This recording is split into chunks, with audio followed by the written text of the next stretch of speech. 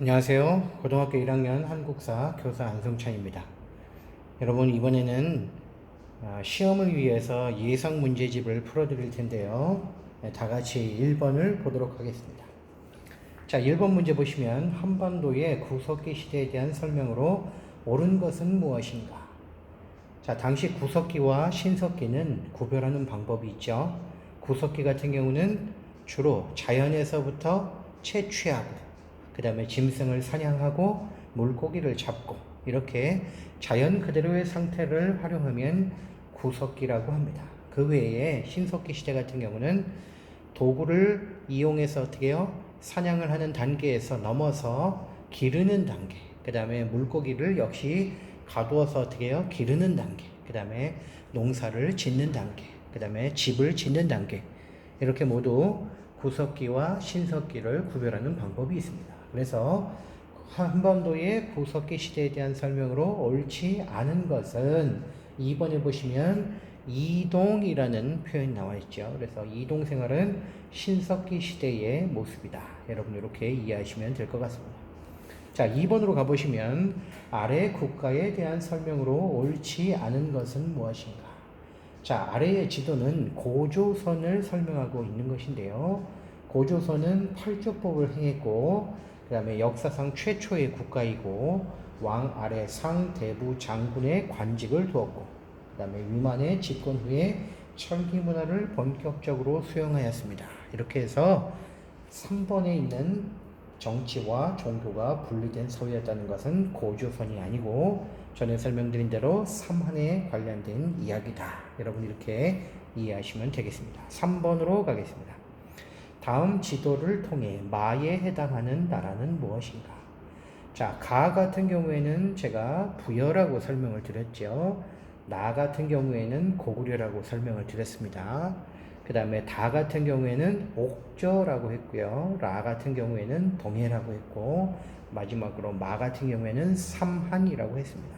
만약 지도의 내용을 여러분이 이해하지 못하셨다면 네모박스, 질문에 있는 네모박스 안에 힌트가 들어있습니다. 각각의 우두머리가 있어서 세력이 강한 사람은 스스로 신지라고 하고 그 다음은 읍차라고 하였다. 좀 점점점점 하고 맨 마지막으로 가보시면 이를 천군이라고 부른다. 바로 천군이라는 당시에 직책과 이름이 있었던 지역은 바로 삼한이다. 이렇게 설명을 드렸죠. 자, 4번으로 가보시면 다음 설명에 해당하는 나라로 짝지워진 것은 무엇인가? 자, 네모칸 안에 보시면 함경도 지역이다. 그 다음에 강원도 지역이다. 이들은 해안 지역에 성립한 나라로서 왕이 없었고 읍군이나 삼노라 불리는 군장이 북쪽을 다스렸다. 삼국지의 위서동의전에 나오는데 바로 이 두 나라는 옥저와 동해다. 여러분 이렇게 설명을 드렸죠. 자, 그래서 정답은 바로 다와 라 4번에 해당이 되겠습니다. 자, 다 같이 5번을 보시면 고인돌을 통해 알 수 있는 청동기 시대의 특징으로 가장 적절한 것은 무엇인가? 자, 고인돌은 당시에 족장의 무덤이라고 합니다. 그래서 다른 설명 필요 없이 바로 2번에 보시면 족장의 출현이 정답이 되겠습니다. 자, 6번에 보시면 고조선에 대한 설명으로 옳지 않은 것은 무엇인가? 자, 1번에 팔주법, 그 다음에 3번에 중개무역, 4번에 철기문화 본격 수용, 그 다음 5번에 청동기시대 농경을 바탕으로 성립되었다. 모두 고조선과 관련된 이야기입니다. 자, 2번에 빨간색 보면 준왕 때 위만의 침입으로 멸망하였다. 이것은 잘못된 표현이죠. 바로 준왕 때 멸망한 것이 아니라 한나라에 의해서 멸망했다. 이렇게 설명을 드렸습니다. 자, 7번으로 가도록 하겠습니다. 철기시대 만주와 한반도 지역에 등장한 나라가 아닌 것은 무엇인가? 자, 철기시대는 모두 부여, 옥저, 동해, 마한, 진안, 변한, 고구려 이렇게 모두 7개의 나라가 존재합니다. 자, 5번의 고조선 같은 경우는 철기시대에 등장한 나라가 아니라 바로 청동기 시대에 등장한 나라다. 이렇게 설명을 드렸습니다.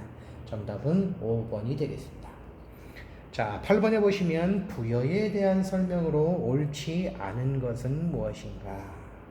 자, 당시에 2번, 3번, 4번, 5번이 있는 것은 모두 부여에 대한 설명입니다.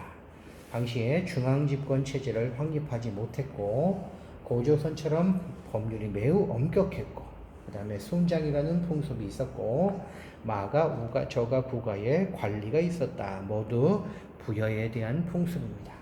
자, 그러나 동맹이라는 제천 행사, 이 동맹이라고 하는 것은 당시에 부여의 제도가 아니라 고구려의 제도였다. 이렇게 설명을 드렸습니다. 그래서 정답은 8번의 1번입니다. 자, 9번에 보시면 각 나라의 풍습을 옳게 연결한 것은 무엇인가? 1번에 보시면 부여 해놓고 책화 이렇게 되어 있는데 책화는 당시에 옥저의 풍습이었다. 이렇게 부릅니다. 3번에 무천 이렇게 되어 있는데 무천은 동해의 풍습이었다. 이렇게 부릅니다. 자, 4번에 민며느리제 이것은 옥저의 제도였다. 이렇게 부르고요. 마지막으로 가족공동 무덤 이것도 옥저의 풍습이었다. 이렇게 부릅니다. 그래서 모두 다 1번, 3번, 4번, 5번은 옳지 않은 것입니다. 서로 바르게 짝지어진 것은 고구려의 서옥제. 자, 서옥제는 고구려의 당시 신랑이 바로 장인의 집 뒤에 지은 집을 서옥이라고 했고 이것은 바로 결혼 제도를 설명하고 있다. 그래서 고구려의 서옥제가 바르게 연결된 것입니다. 자, 10번에 보시면 다음 설명과 관련이 깊은 고구려의 왕은 누구인가? 자, 고구려는 옥저를 정복하였다. 요동으로 진출을 꾀하는 등 중앙집권 국가의 모습을 갖추어갔다. 이 왕은 도대체 누구인가?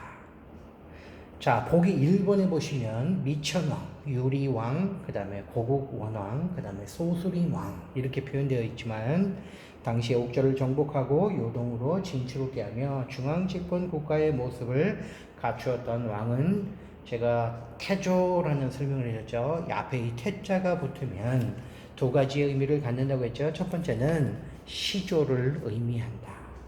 자, 그 다음에 두 번째는 바로 영토를 확장한 크게 확장한 임금 앞에 바로 태자를 붙여준다. 그래서 당시에 태조 이성계, 그 다음에 태조 왕건 이런 사람들 모두 어떻게 해요?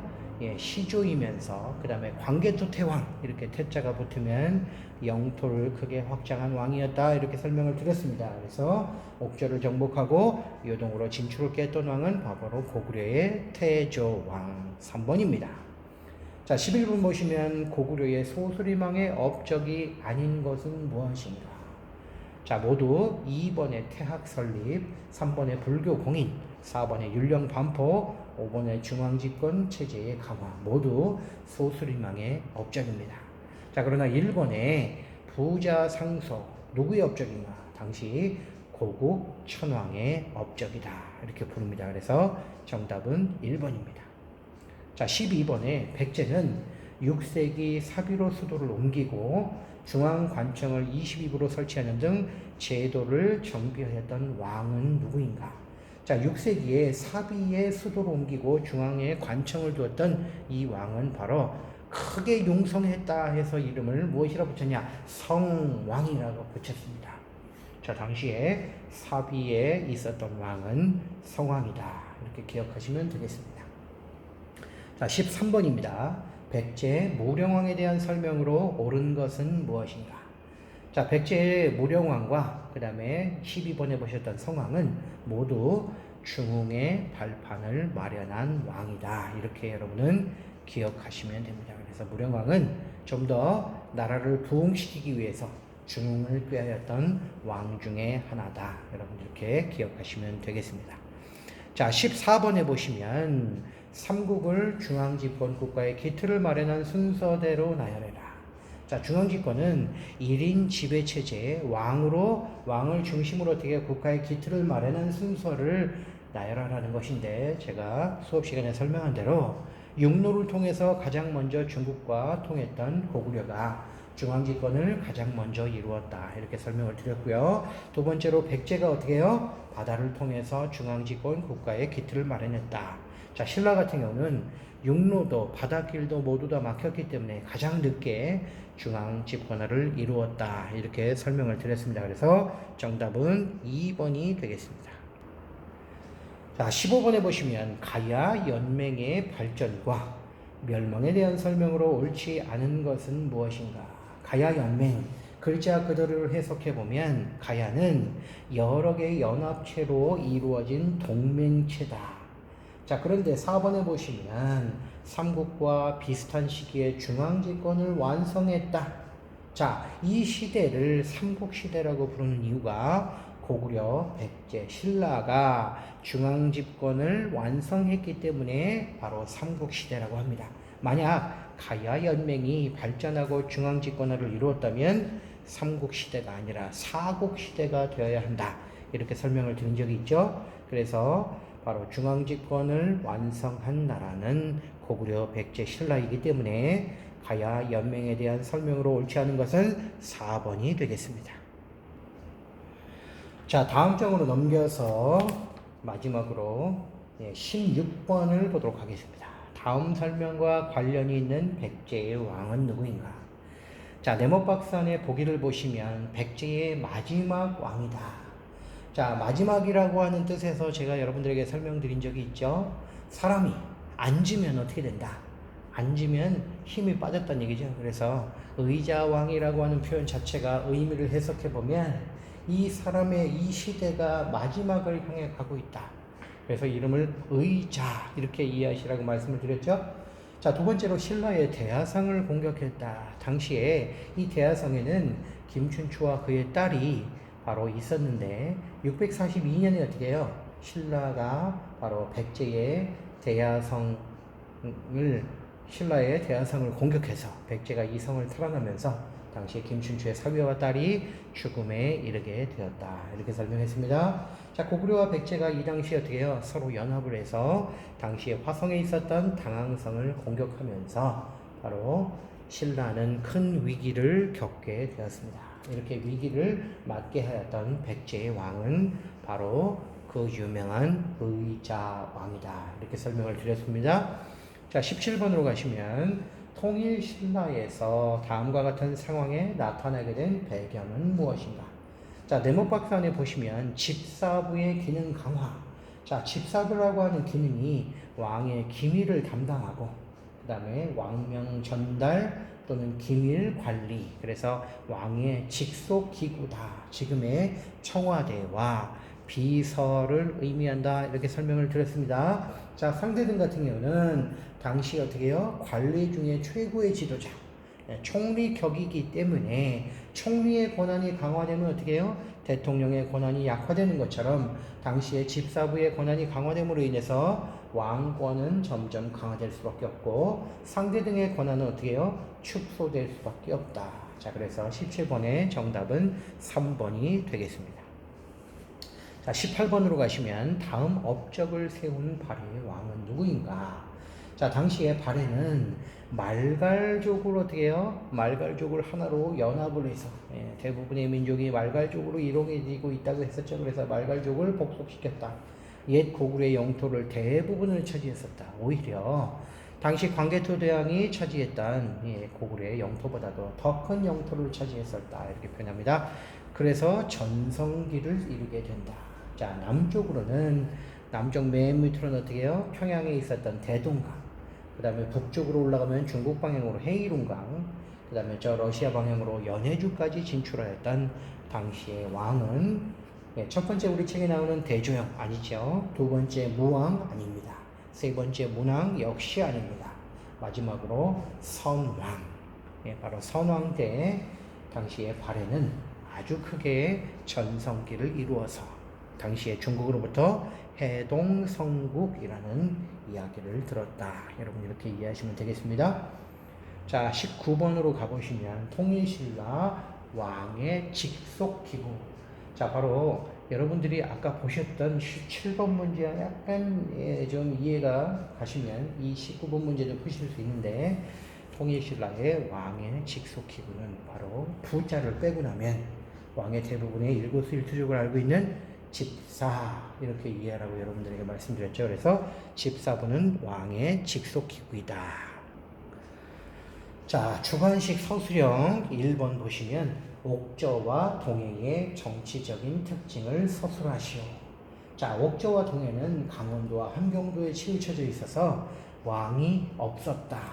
그 다음에 당시에 왕이 없는 대신에 어떻게 해요? 무리를 이끌어가는 군장이 통치했다. 여러분 이렇게 쓰시면 되겠습니다. 자, 서술형 2번으로 가보시면 백제 고이왕의 업적 두 가지를 서술해라. 자, 백제 고이왕의 업적은 여러 가지가 있는데 그 중에서 목지국을 병합했다. 자, 당시에 백제국은 서울과 경기도에 있었다고 하고요. 목지국은 저 충청도에 있었다고 합니다. 자, 오히려 백제국이 목지국보다 더 작았다고 하죠. 그러나 이 고이왕은 바로 목지국을 병합하면서 백제를 경기도권에서 작은 나라에서 더 큰 영역으로 확대되었다고 합니다. 자, 두 번째로 영토가 늘어났기 때문에 어떻게 해요? 관리의 등급을 나누었다. 서열을 나누었다. 여러분 이렇게 이해하시면 되겠고요. 마지막으로 관리의 등급을 나누고 난 다음에 그들의 어떻게 해요? 관복, 옷의 색깔을 정해주었다. 그래서 관복제 제정, 이렇게 표현하시면 되겠습니다. 자, 서술형 3번과 4번은 힌트가 없고요. 자, 서술형 5번으로 가보시면 신라 상수리 제도에 관해서 서술해라. 자, 여러분들 책에 보시면 신라 상수리 제도는 지방 세력을 견제하기 위해서 춘주를 수도에 머물게 하였던 제도다. 자, 지방에 아주 유력한 집안이, 그죠, 모두 시족으로 이루어져 있겠죠. 그들 시족이 어떻게 해요? 수도에, 누군가 한 사람이 지도자가 수도에 머물게 하면서 지방을 견제할 수 있는 제도가 되었다. 이렇게 부릅니다. 자, 제가 이 영상을 찍다 보니까 5번 문제 여러분들에게 보여드리지 않았는데 5번 문제 잘 보시고요. 예, 한 번만 더 하겠습니다. 신라 상수리 제도에 관해서 서술해라.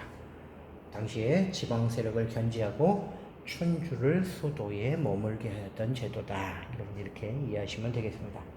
자, 마지막으로 서술형 6번 가보시면 노급에 관해서 서술해라. 자, 노급은 당시에 신라가 통일신라 초기에 했던 제도로서 토지에 가지고 있는 토지세, 그 다음에 노비를 징발할 수 있는 징발권, 그래서 말이 굉장히 어렵기 때문에 제가 짧게 기술하라고 했죠. 그래서 토지와 노비를 지급받았다. 당시에 노급은 토지와 노비를 지급받았다. 이거와 상대적인 개념으로 다른 토지 제도가 있지만 시험에서는 노급에 관해서 설명하고 있기 때문에 여러분들은 토지를 받을 때 모두 함께 받는다. 노비도 함께 지급받게 된다. 이렇게 기술하면 되겠습니다. 여러분 시험이 굉장히 어렵지만 이번 시험 잘 볼 수 있도록 하시고 자신감 있게 잘 푸셨으면 좋겠습니다. 이상으로 마치도록 하겠습니다.